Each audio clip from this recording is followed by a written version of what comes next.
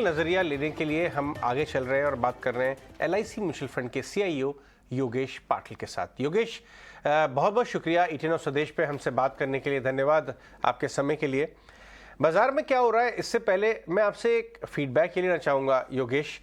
जब आपने portfolio company के मैनेजमेंट से बात कर रहे हैं, अभी एक खबर आ रही है सीआईआई की तरफ से कि बिजनेस कॉन्फिडेंस जो है वो देश में काफ़ी सालों के, काफ़ी महीनों के बाद, क्वार्टर्स के बाद बढ़ गया। 67.5 की रीडिंग आई है। तो जब आप अपने पोर्टफोलियो कंपनी के मैनेजमेंट से बात कर रहे हैं तो आप क्या पिक कर रहे हैं उनसे खास ट्रेंड्स में? क्या वो कैपेक्स के मूड में है?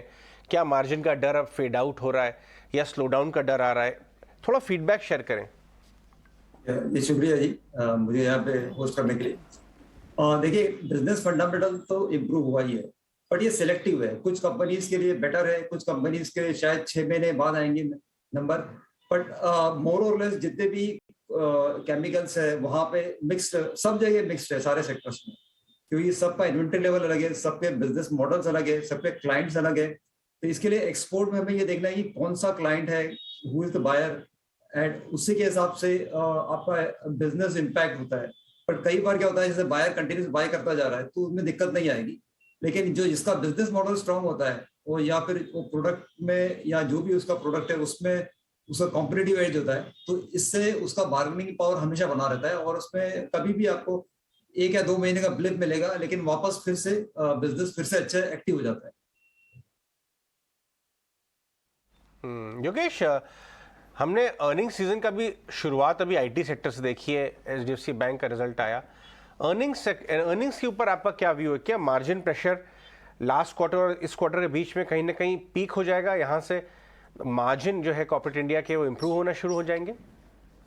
जी, आपने बिल्कुल सही कहा कि Q2 के रिजल्ट्स के बाद काफी सारे मार्जिन प्रेशर ऑलमोस्ट आपके वहीं पर फिक्स हो गए थे। अभी Q3 और Q4 में आपको सब इंप्रूवमेंट ही देखने को मिलेगा, क्योंकि सारे रॉ मटेरियल्स आप देखेंगे, स्टील, एल्यूमिनियम, कॉपर, क्रूड और नेचुरल गैस कंटिन्यूस नीचे आ रहा है।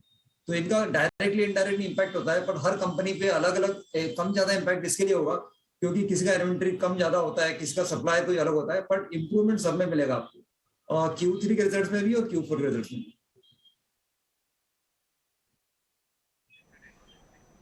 ठीक है योगेश जी, वैसे आजकल आप किस चीज पे ज्यादा फोकस कर रहे हैं? मैंने सवाल थोड़ा दूसरे तरीके से पूछना चाहता था, लेकिन शिष्टाचार की वजह से पूछ नहीं पाया।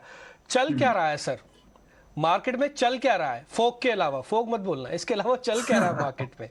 जी बिल्कुल सही बात है। देखिए, मार्केट कोई भी फंडामेंटल कॉल जो है थोड़ा लंबा होता है, और शॉर्ट टर्म जो है हम लोग ऐसा बिलीव करते हैं कि न्यूज ड्रिवन या इवेंट ड्रिवन होता है, तो नॉर्मली हम लोग उसको इग्नोर करते हैं। बट एट सेम टाइम पे कई बार हमको दोनों कॉम्बिनेशन भी मिल जाते हैं। अगर आप देखेंगे, आईटी बिजनेस है या फिर बैंकिंग बिजनेस है, देखिए बैंकिंग में भी क्रेडिट ग्रोथ तो ऊपर आ ही रही है, तो उसका पॉजिटिव इफेक्ट देख रहे हैं आप। और सेम टाइम पे गवर्नमेंट ने बहुत सारे पीएलआई स्कीम्स लॉन्च किए हैं। तो ऑब्वियसली जो आपने बोला चल रहा है, ये है कि मैन्युफैक्चरिंग थीम जो है उस पर हम लोग बुलिश है, और वही हमको आगे नजर भी आ रहा है। तो ये ऐसी 5 थीम होती है, जैसे कंसोलिडेशन है, डिजिटलाइजेशन है, रिफॉर्म्स है, मेक इन इंडिया मैन्युफैक्चरिंग है, और डिस्क्रिशनरी कंजम्पशन है। तो ये 5 थीम जो है ना, इंडिया को एक हम लोग देख रहे हैं इसमें, और ये थीम जो है अगले 5 से 8 साल तक कंटिन्यूज रहेगी, और इससे इंडिया का ग्रोथ रेट हमेशा मेंटेन रहेगा 6% के आसपास। क्योंकि ये जो थीम है इरिवर्सिबल है। जैसे आपने देखा कि चाइना ने 20 साल ग्रो किया, अभी इंडिया का टाइम आया, क्योंकि चाइना में बिकॉज ऑफ कोविड है बोलेंगे, या फिर वर्किंग एज पॉपुलेशन वहां पे कम हो रही है, उसका इफेक्ट से इंडिया की तरफ काफी सारे मैन्युफैक्चरिंग शिफ्ट होते नजर आ रही है। और हमने कॉर्पोरेट जगत में बहुत से कंपनीज को, स्पेशली एमएनसी कंपनीज को भी काफी इन्वेस्टमेंट करते हुए देखा है। ज्यादा करके यूएस बेस्ड कंपनी ने काफी अपना ग्रॉस ब्लॉक बढ़ाए हुए हैं।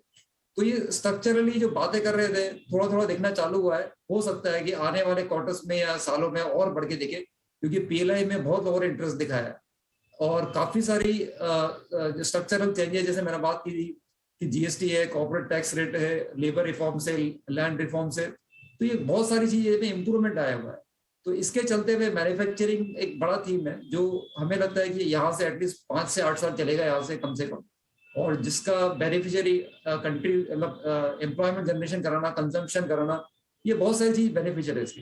तो ये इरिवर्सिबल है, और ये नॉर्मली अगर आप देखेंगे किसी भी कंट्री में जब शुरुआत होती है तो एटलीस्ट 8 से 10 साल तक चलता ही है। ऑलराइट योगेश, एक बार आप मेटल पर क्या व्यू बना रहे हैं ये भी बताएं, क्योंकि मेटल में ऑफ कोर्स अब एक कॉम्बिनेशन है। Q3 के नंबर्स की बात करें तो हेल्दी डिमांड तो है, मार्जिन स्टेबलाइज हो रहे हैं, लेकिन क्या ट्रेडिंग के लिहाज से मूव्स तो मिल रही है मेटल में, पर फंड्स का क्या इस पे इंटरेस्ट बढ़ा है? अब मेटल्स में क्या फंड्स इस वक्त क्या व्यू बना रहे हैं? देखिए, मैं एकदम व्यू तो नहीं दे पाऊंगा क्योंकि म्यूचुअल फंड में हम लोग डायरेक्टली व्यू नहीं दे सकते, लेकिन मैं आपको बता देता हूँ कि ग्लोबली जो है ना, मेटल की जो कैपेसिटी है बहुत ज्यादा है, और कैपेसिटी यूटिलाइजेशन सबका 55 या 60% के आसपास ही होता है एवरेज एट द बेस्ट। ये सारे मेटल कंपनीज या तो कोई सप्लाई चेन डिस्ट्रप्शन होता है या फिर कोई एनवायरमेंट पोल्यूशन की वजह से कोई प्लांट बंद हो जाता है, उसकी वजह से प्राइस आपको ऊपर नीचे मिल रही है, बट ऐसा कोई बड़ी खासी डिमांड कहीं नहीं है। अगर आप देखेंगे कि प्राइसेस पिछले 2 साल में ऊपर गए थे, आपका चाइना +1, कोविड की वजह से काफी सारा आपका क्वारंटाइन के चक्कर में काफी सारा मूवमेंट रुक गया था सप्लाई चेन इशू की वजह से, तो उसके चलते में काफी सारे कम्युनिटी प्राइस ऊपर गए थे। लेकिन जैसे जैसे सप्लाई चेन नॉर्मलाइज होता जा रहा है, कोई भी कम्युनिटी, चाहे मेटल हो, चाहे केमिकल हो, चाहे कोई भी हो, उनके सब प्राइसेस नीचे आ रहे हैं। इसीलिए आप देख रहे हैं कि रॉ मेटेरियल प्राइस सबके नीचे आ गए। तो ये लार्जली कोई भी कम्युनिटी जो है सप्लाई चेन की वजह से या कोई स्पेसिफिक कंपनी या कंट्री की वजह से ऊपर आती है, और पर ये सस्टेनेबल नहीं होती। आप कभी भी देखिए, इतिहास में देखिए, कभी भी ये ज्यादा सस्टेन नहीं होता कंपनी। ऑलराइट योगेश, शुक्रिया आज समय देने के लिए और ये सारे व्यू हमारे साथ आपके अपनी ओपिनियन हमें बताने के लिए। बहुत बहुत शुक्रिया आपका। शुक्रिया।